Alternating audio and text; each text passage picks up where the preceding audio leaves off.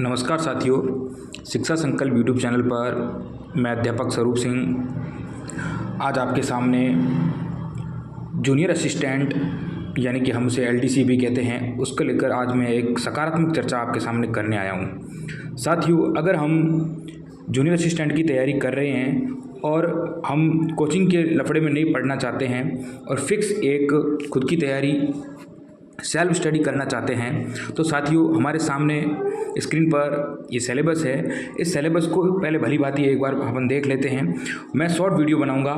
ये वीडियो आपके लिए बहुत कारगर साबित होगा, क्योंकि अक्सर हम कोचिंग की उलझनों में पढ़कर इतने वीडियो देख कर एकदम गफलत में आ जाते हैं कि अब हमें करना क्या है। साथियों, मेरा अनुभव है, जहाँ तक मैंने कई कॉम्पिटिशन फाइट किए और आज तक सेल्फ स्टडी की, और अगर आप एलडीसी की तैयारी सेल्फ स्टडी करना चाहते हो तो मैं इस वीडियो के साथ साथ कुछ बुक्स भी बताऊंगा आपको कैसे तैयारी करनी है, क्या तैयारी करनी है। जैसे अगर एक फ्रेशर अगर तैयारी कर रहा है तो राजस्थान जीके के संदर्भ में जब हम बात करते हैं तो पहला जो टॉपिक है, सामयिक जो मामले हैं संबंध में राष्ट्रीय प्रादेशिक स्तर की प्रमुख घटनाएं, मुद्दे, संबंधित संगठन या संस्थाएं हैं, इन्हें साथियों आप इतना ज़्यादा गहराई से अंदर घुसने की ज़रूरत नहीं है। आप करंट उसी दौरान जब एग्ज़ाम से 6 महीने साथ साथ इसको टॉपिक वाइज टॉपिक करंट बना लें और भूगोल पर ज़्यादा फोकस करें। और भारत की भूगोल पर अगर ज़्यादा आपको इतना समझ में नहीं आ रही तो आप भारत की भूगोल को थोड़ा थोड़ा देख लें। और राजस्थान के संदर्भ में जब अपन बात करते हैं तो राजस्थान की कृषि और इसके प्रमुख आंकड़ों के बारे में आप आर्थिक समीक्षा की जो किताब आती है उस पर परिचर्चा कर उस मैटर को आप ज़्यादा पढ़ने का प्रयास करें। और अगर मैं बात करूं तो राजस्थान का जो इतिहास है, संस्कृति है साथियों, इसके अंदर आपको ज़्यादा इतिहास पर इतना गौर नहीं करना है। हिस्ट्री के अंदर अपन उलझन में फंस जाते हैं और मात्र 2-3 सवाल देखने को आप मिलते हैं। इन सवालों के चक्कर में हम काफ़ी अपना समय बर्बाद कर लेते हैं। तो आप इतिहास के अंदर जैसे अगर मध्यकालीन इतिहास अगर आप इसके अंदर घुस गए साथियों, मैं सच बता रहा हूँ, इसमें एक क्वेश्चन आएगा और आपका समय ज़्यादा बर्बाद हो जाएगा। इससे अच्छा है कि आप राजनीतिक जो आंदोलन है इन पर ज़्यादा जोर करें, राजनीतिक पुनर्गठन, एकीकरण पर ज़्यादा जोर करें। और अगर आपको पढ़ना है तो एकीकरण है, आंदोलन है, इन पर ज़्यादा जोर करें, तो यहाँ से अपन क्वेश्चन आंसर्स नंबर ज़्यादा ला सकते हैं साथियों। तो गौर करें साथियों, मैं आगे की ओर बढ़ रहा हूँ। ये वीडियो आपके लिए बहुत ही अच्छा रहने वाला है। और अगर जब हम इतिहास और संस्कृति की बात करते हैं तो संस्कृति में आप ज़्यादा फोकस संस्कृति पर करें। जैसे बोलियाँ हैं, लोक संगीत हैं, नृत्य हैं, संत कवि हैं, मेले हैं, इनके लिए मैं आपको एक अच्छी बुक वीडियो के साथ मैं बता दूंगा कि कौन सी बुक आपको पढ़नी है। अगर बेसिक जिसका कमज़ोर है वहाँ से वो पढ़ना चालू करें, निश्चित रूप से आपको वहाँ से क्वेश्चन देखने को मिलेंगे और 100% आपको वहाँ से क्वेश्चन मिलेंगे। राजस्थान का औद्योगिक विकास, खनिज, कच्चे माल, उपलब्धता, ऊर्जा, इन पर आप इनके लिए भी मैं आपको एक किताब बता दूंगा, उस पर ज़्यादा से ज़्यादा आप प्रैक्टिस करें तो ये आपके लिए बहुत इंपॉर्टेंट रहेगा। दैनिक विज्ञान की अगर मैं चर्चा करूं तो मैं आपको एक किताब इसके अंदर बता दूंगा, आप उसको जनरली उस किताब को एक बार पढ़ लें और फिर वो एक प्रमाणिक किताब है और उस किताब को पढ़ने के बाद आपको एक और उसकी रेफरेंस किताब मैं बता दूंगा, वो पूरा वीडियो के अंदर मैं डाल दूंगा। जैसे कि अगर मैं किताब की बात करता हूं तो कक्षा 10वीं की किताब विज्ञान की आती है, वो आप किताब एनसीईआरटी की, वो बहुत ही अच्छी किताब है, शानदार किताब है। आरबीसी में एक चलती थी, मैं उस किताब का फोटो डाल दूंगा, वो भी आप पढ़ लें। वहाँ से क्वेश्चन आपको हूबहू अधीनस्थ बोर्ड देखने को मिलेगा। साथियों, हम एक बेरोजगार रह चुके हैं, हमें ये चीज़ें पता है। आप अगर कोचिंग के चक्कर में फंसते हो तो कहीं ना कहीं मात खाते हो। ज़्यादा से ज़्यादा सेल्फ स्टडी करने की कोशिश करें। एक दिशा की किताब आती है विज्ञान की, वो भी मैं इसके अंदर डाल दूंगा, वहाँ से आप ज़्यादा से ज़्यादा पढ़ने का प्रयास करें तो विज्ञान आपकी क्लियर हो जाएगी। अब रही बात गणित की, तो गणित आपको कहाँ से पढ़नी चाहिए, ये गणित कहाँ से पढ़नी चाहिए। मैं गणित की बात जब मैं करता हूँ तो साथियों, ये गणित एक तो आप रामनिवास मथुरिया से क्वेश्चंस देख लो, निर्देशांक ज्यामिति वगैरह ये सब रामनिवास मथुरिया से देख लो। मगर ये जो है ना त्रिकोणमिति है वगैरह है, ये वैदिक गणित है, घनफल है, वर्गमूल है, तो इसमें आपको ज़्यादा दिमाग लगाने की ज़रूरत नहीं है। सीधे डायरेक्ट लंबा क्वेश्चन पूछेगा तो ये आप कहीं से भी यूट्यूब से भी कोई वीडियो देखकर इसको आप समझ सकते हो। ज़्यादा आपको वर्गमूल निकालना है, घनमूल निकालना, ये सीधा है, तो इसमें वैदिक गणित का इतना कोई ज़्यादा महत्वपूर्ण नहीं है। ये गुणनखंड, बहुपद, ये कक्षा 10वीं में जब आरबीसी की पहले एक पुरानी किताब चलती थी, उस किताब अगर आपके पास हो या फिर उसकी पासबुक हो तो वहाँ से आप क्वेश्चन मिलाओ, वहाँ से डायरेक्ट क्वेश्चन पूछे जाते हैं साथियों। ये मेरा अनुभव है, आपको भी वहाँ से क्वेश्चन देखने को मिलेंगे साथियों।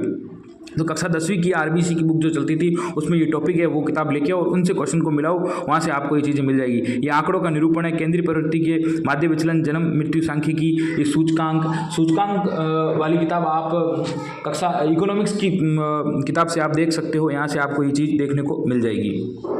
साथियों रही बात हिंदी की, हिंदी और इंग्लिश अपने आप में 3 घंटे का पेपर रहेगा और इसमें सबसे ज़्यादा समस्या इंग्लिश में आती है कि इंग्लिश हम कहाँ से पढ़ें। साथियों इंग्लिश आपको एंटोनिम और सिनोनिम्स वगैरह है, इन चीज़ों को आप पे ज़्यादा जोर इस पर नहीं देना चाहिए। ये क्वेश्चंस आपको अगर आते हुए भी कहीं ना कहीं गलत हो जाते हैं। आप टेंस पे ज़्यादा फोकस करें, एक्टिव पैसिव के आपको क्वेश्चन ज़्यादा देखने को मिलते हैं, नरेशन डायरेक्ट इनडायरेक्ट के ज़्यादा देखने को मिलते हैं, एसर्टिव टू नेगेटिव ये आपको देखने को मिलते हैं, आर्टिकल्स पे ज़्यादा फोकस करें और हिंदी टू वाइस वर्सा, यानी कि कुछ शब्द आपको हिंदी में दिए हुए होंगे उसकी इंग्लिश करनी, कुछ इंग्लिश दिए हुए उनको हिंदी में करनी, ये इस पर ज़्यादा फोकस करें। और glossary of official technical terms इन्हें आप ज़्यादा पढ़ें। ये आपको राघव प्रकाश बुक के अंदर भी मिल जाएंगे, मगर आपको मैं एक हिंदी की किताब सजेस्ट करता हूँ सोहनदान चारण की। कौन सी? सोहनदान चारण की। उसके अंदर ये आपको टेक्निकल्स वर्ड बहुत सारे हैं, वहाँ से आपको क्वेश्चन हूबहू देखने को मिलेगा। वन वर्ड सब्स्टिट्यूशंस की बात अगर रही तो मैं इसके लिए भी आपको एक बुक सजेस्ट करता हूँ कि आप लक्ष्य की किताब दिशा की आप किताब लाए, इंग्लिश की किताब आती है, वहाँ से क्वेश्चन लगाए, उसके नीचे से छोटे बॉक्स के अंदर सब क्वेश्चन दिए हुए हैं, उसको आप ज़्यादा से ज़्यादा वन वर्ड सब्स्टिट्यूशंस याद करने की कोशिश करें। प्रीफिक्स फिक्स भी वहीं से आपको देखने को मिल जाएगा और पैसेज के लिए तो आपको प्रैक्टिस करनी पड़ेगी। Official dummy official circular notice tender ये भी आपको दिशा बुक से आपको मिल जाएगा। तो एक जो फ्रेशर अगर तैयारी कर रहा है तो उनके लिए किताबें जो मैं आपको बता रहा हूँ ये बहुत ही निश्चित रूप से आपको लाभदायक साबित होगी। और साथियों अगर जब मैं इंग्लिश की ये बात कर इंग्लिश के आप कुछ यूट्यूब पर वीडियो देख सकते हैं, मैं ये नहीं कहता हूँ कि आप बिल्कुल भी नहीं देखें, अगर आपके बिल्कुल भी कंसेप्ट क्लियर नहीं तो वहाँ से देखिए, आप देख सकते हैं। बाकी दिशा की किताब को आप लेके आएँ। साथियों दिशा की जो किताब है वो आपका बेस बहुत मजबूत कर देगी। अगर आपको टेंस वगैरह active passive voice direct indirect इनके अगर आपको रूल से ढंग से आ रहे हैं तो दिशा की किताब से आप कोशिश करें, आपको ज़्यादा से ज़्यादा वहाँ से क्वेश्चन आपको देखने को मिलेंगे। ये मेरा अनुभव ही है और एक मेरे साथी है हितेश जी सोनी जिनका हाईकोर्ट LDC में अच्छी रैंक से सिलेक्शन हुआ है और वो भी हमेशा ये कहते हैं कि इंग्लिश अगर आपको पढ़नी है तो आप दिशा किताब से पढ़ें और वहाँ से क्वेश्चन आपको बहुत ही देखने को मिलते हैं। और अब रही बात हिंदी की, तो हिंदी की साथियों आप भले कोई भी किताब पढ़ो, अपना नॉलेज बढ़ाओ, मगर आप सोहनदान चारण की किताब को अवश्य पढ़ें। और ये आपको किताब छोटी भले दिखेगी, इसमें बारीकी चीज़ें इतनी अच्छी है, इसको आप कम से कम 100 बार पढ़ें इस किताब को। इस किताब से आपको क्वेश्चन देखने को मिलेंगे। अभी हाल ही के अंदर जूनियर अकाउंटेंट के अंदर एक लोकोक्ति आई थी, वो इस किताब से आई। और मुहावरे, उपसर्ग, प्रत्यय वगैरह ये सब चीज़ें आपको वाक्यांशों के लिए सार्थक शब्द, कर्तृवाच्य, क्रमवाच्य, भाववाच्य, वहाँ एक अच्छा भाववाच्य का बिल्कुल बहुत ही बेहतरीन तरीके से समझाया हुआ है। तो हिंदी के लिए आपको बहुत ही शानदार किताब है हिंदी के लिए सोहनदान चारण। साथियों इसको आप कक्षा 9वीं से 12वीं अभी नई किताब आई है उसको भी देख लेना, मगर उससे पहले एक पुरानी किताब चलती थी, अगर आपको नहीं मिले तो उसकी PDF आपको कहीं ना कहीं मिल जाएगी, उसको आप 100 बार पढ़ें। तो ये LDC की भर्ती आपके आराम से इन 2 मेजर सब्जेक्ट्स है जो हिंदी और इंग्लिश, इस पर आप ज़्यादा फोकस करें, यहाँ से आपको बहुत फ़ायदा मिल सकता है। और रही बात अगर जब फर्स्ट पेपर की जब हम बात करते हैं तो साथियों भूगोल के लिए और ऐसे मैटर है जो कुछ ऑथेंटिक डाटाज है, जो नवीनतम डाटा है वो तो आपको पढ़ने ही पड़ेंगे। बाकी अगर आप ज़्यादा हिस्ट्री में उलझे नहीं, हिस्ट्री के अंदर स्वतंत्रता संग्राम है, 1857 की क्रांति है, एकीकरण है वगैरह, इन टॉपिकों को ज़्यादा मजबूत करें। इन टॉपिकों को ज़्यादा मजबूत करने के बाद जब साथियों अब आगे बढ़ते हैं तो कला संस्कृति को मजबूत करें। अब मैं आपको एक रेफरेंस करता हूं कि कला संस्कृति के लिए आपको क्या पढ़नी चाहिए। क्लास 10th की एक जो बुक चलती है RBSC की, जिसको पवन भवरिया इन्होंने भी लिखी है। पवन भवरिया बड़े लेखक हैं हिस्ट्री के, इन्होंने भी ये लिखी है, तो वो किताब आप ज़्यादा से ज़्यादा पढ़ें। और मेरे यूट्यूब चैनल पर भी मैंने 2-3 वीडियो भी बनाए हैं, आगे भी मैं वीडियो बनाऊँगा, तो उनको आप ज़्यादा से ज़्यादा पढ़ें उस किताब को। उस किताब में छोटी छोटी चीज़ें हैं जो आप कई क्वेश्चन गलत करवा देती है। पिछली बार ऐसे क्वेश्चन आए तो लोगों को लगा कि कहाँ से आ रहे हैं, वो अधीनस्थ बोर्ड वहाँ से उस क्वेश्चन को उठा रहा है, तो वहाँ से आप पढ़ें। और कक्षा रही बात अब साइंस की, तो साइंस में आपको दैनिक विज्ञान की अगर मैं बात करूँ तो एक बार आप ऊपर से पहले 10वीं वाली किताब को पढ़ें, मैं किताबों के फोटो डाल दूंगा, उनको आप पढ़ें। फिर आप दिशा की किताब लें, दिशा की किताब में से जो ये टॉपिक दिए हुए सब उसके अंदर दिए, उनसे क्वेश्चन मिलाने का भरसक प्रयास करें, आपका ये पेपर आराम से निकल जाएगा। और ज़्यादा से ज़्यादा साथियों आप सेल्फ स्टडी करने की कोशिश करें। तो धन्यवाद साथियों, मैं अपने शब्दों को विराम देता हूं। जहां तक मैं समझता हूं कि आप बहुत अच्छी तैयारी कर इस जूनियर असिस्टेंट भर्ती को आराम से निकाल सकते हो। धन्यवाद साथियों।